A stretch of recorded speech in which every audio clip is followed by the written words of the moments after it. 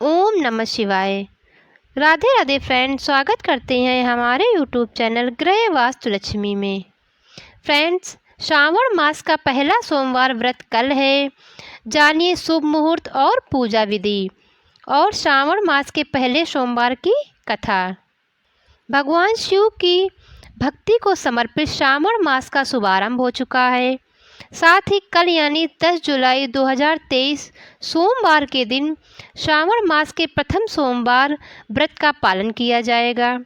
धार्मिक मान्यताओं के अनुसार इस विशेष दिन पर भगवान शिव की उपासना करने से साधक की सभी मनोकामनाएं पूर्ण हो जाती हैं और जीवन में आ रही सभी परेशानियां समाप्त हो जाती हैं। बता दें कि सावन के प्रथम सोमवार के दिन दो अत्यंत ही शुभ संयोग का निर्माण हो रहा है, जिसमें पूजा पाठ करने से साधक को विशेष लाभ मिल सकता है। तो आइए जानते हैं श्रावण प्रथम सोमवार पूजा मुहूर्त, शुभ योग और पूजा विधि। सावन प्रथम सोमवार का शुभ मुहूर्त। वैदिक पंचांग के अनुसार सावन का प्रथम सोमवार व्रत श्रावण मास के कृष्ण पक्ष की अष्टमी तिथि के दिन रखा जाएगा। इस विशेष दिन पर रेवती नक्षत्र का निर्माण हो रहा है, जो 9 जुलाई को रात्रि 7:29 से शुरू होगा और इसका समापन 10 जुलाई को 6:59 पर हो जाएगा। इसके साथ इस दिन सुकर्मा योग भी बन रहा है, जो दोपहर 12:34 से शुरू होगा।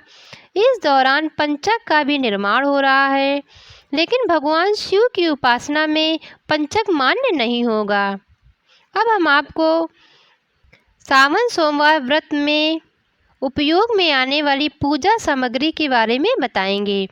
भगवान शिव की उपासना के लिए पूजा सामग्री में फूल, पंचफल, रत्न, दक्षिणा, दही, शुद्ध घी, शहद, गंगाजल, पंचामृत, इत्र, रोली, मौली, जनेऊ, बेलपत्र, धतूरा, भांग, आम मंजरी, गाय का कच्चा दूध, कपूर, चंदन, अक्षत इत्यादि सामग्री शामिल करें।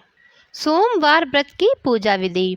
सावन के पहले सोमवार के दिन सुबह जल्दी उठकर स्नान ध्यान के बाद भगवान शिव का जलाभिषेक करें।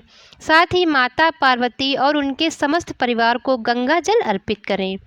इसके बाद पंचामृत से शिव जी का रुद्राभिषेक करें। रुद्राभिषेक करते समय ओम नमः शिवाय मंत्र का जाप निरंतर करते रहें। ऐसा करने के बाद शिवलिंग पर बेलपत्र, भांग, धतूरा, चंदन, अक्षत इत्यादि अर्पित करें। ऐसा करने के बाद शिव स्रोत का पाठ करें और अंत में शिव जी की आरती के साथ पूजा संपन्न करें। अब हम आपको सावन व्रत सोमवार की कथा का रसपान कराएंगे, जो इस प्रकार।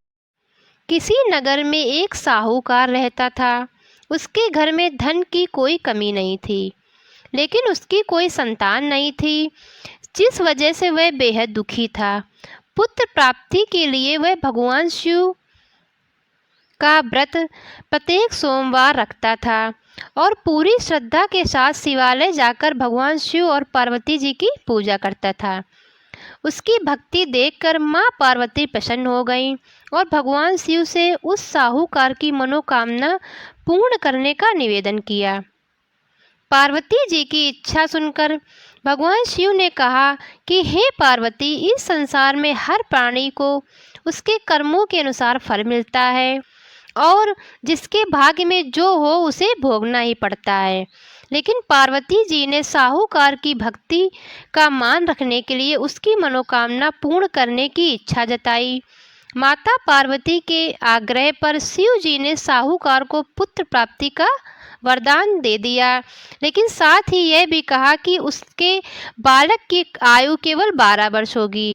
माता पार्वती और भगवान शिव की इस बातचीत को साहूकार सुन रहा था।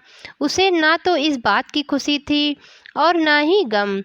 वह पहले की भांति शिव जी की पूजा करता रहा। कुछ समय उपरांत साहूकार के घर एक पुत्र का जन्म हुआ।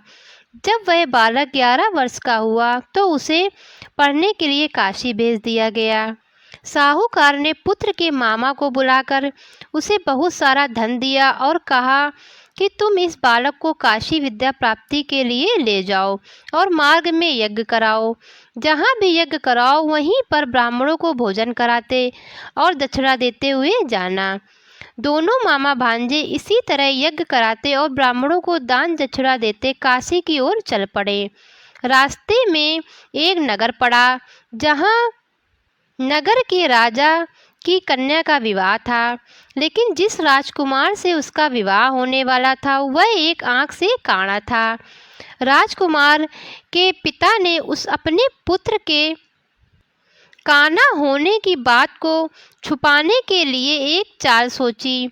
साहूकार के पुत्र को देखकर उसके मन में एक विचार आया। उसने सोचा, क्यों ना इस लड़के को दूल्हा बनाकर राजकुमारी से विवाह करा दूं। विवाह के बाद इसको धन देकर विदा कर दूंगा और राजकुमारी को अपने घर ले जाऊंगा। लड़के को दूल्हे का वस्त्र पहनाकर राजकुमारी से विवाह कर दिया गया, लेकिन साहूकार का पुत्र एक ईमानदार शख्स था। उसे यह बात न्याय संगत नहीं लगी। उसने अवसर पाकर राजकुमारी की चुन्नी में पल्ले पर लिखा कि तुम्हारा विवाह मेरे साथ हुआ है, लेकिन जिस राजकुमार के संग तुम्हें भेजा जाएगा वह एक आंख से काना है। मैं तो काशी पढ़ने जा रहा हूँ। जब राजकुमारी ने चुन्नी पर लिखी बातें पढ़ी तो उसने अपने माता पिता को यह बात बताई। राजा ने अपनी पुत्री को विदा नहीं किया, जिससे बारात वापस चली गई। दूसरी ओर साहूकार का लड़का और उसका मामा काशी पहुँचे और वहां जाकर उन्होंने यज्ञ किया। जिस दिन लड़के की आयु 12 साल की हुई उसी दिन यज्ञ रखा गया। लड़के ने अपने मामा से कहा कि मेरी तबीयत कुछ ठीक नहीं है। मामा ने कहा कि तुम अंदर जाकर सो जाओ। शिव जी के वरदान अनुसार कुछ ही क्षणों में उस बालक के प्राण निकल गए। मृत भांजे को देख उसके मामा ने विलाप शुरू किया।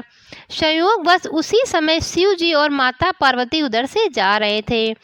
पार्वती ने भगवान से कहा, प्राणनाथ, मुझे इसके रोने के स्वर सहन नहीं हो रहे हैं। आप इस व्यक्ति के कष्ट को अवश्य दूर करें। जब शिवजी मृत बालक के समीप गए तो वह बोले कि यह उसी साहूकार का पुत्र है जिसे मैंने 12 वर्ष की आयु का वरदान दिया था। अब इसकी आयु पूरी हो चुकी है।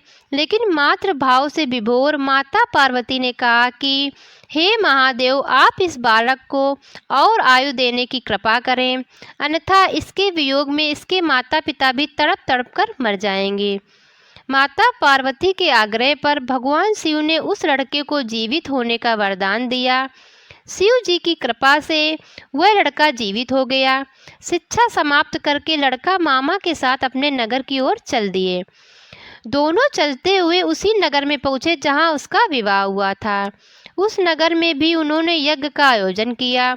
उस लड़के के ससुर ने उसे पहचान लिया और महल में ले जाकर उसकी आवभगत की और अपनी पुत्री को विदा कर दिया। इधर भूखे प्यासे रहकर साहूकार और उसकी पत्नी बेटे की प्रतीक्षा कर रहे थे। उन्होंने प्रण कर रखा था कि यदि उन्हें अपने बेटे की मृत्यु का समाचार मिला तो वह भी प्राण त्याग देंगे, परंतु अपने बेटे के जीवित होने का समाचार पाकर वह बेहद प्रसन्न हुए। उसी रात भगवान शिव ने व्यापारी के स्वप्न में आकर कहा, हे श्रेष्ठी, मैंने तेरे सोमवार के व्रत करने और व्रत कथा सुनने से प्रसन्न होकर तेरे पुत्र की आयु लंबी होने का वरदान दे दिया है। तो फ्रेंड्स, आप भी अगर सावन सोमवार का व्रत कर रहे हैं तो सावन सोमवार के दिन पूजा विधि करके उसके बाद यह सावन सोमवार की कथा को अवश्य सुने। आपको भी भगवान शिव और माता पार्वती का आशीर्वाद प्राप्त होगा। राधे कृष्णा फ्रेंड्स।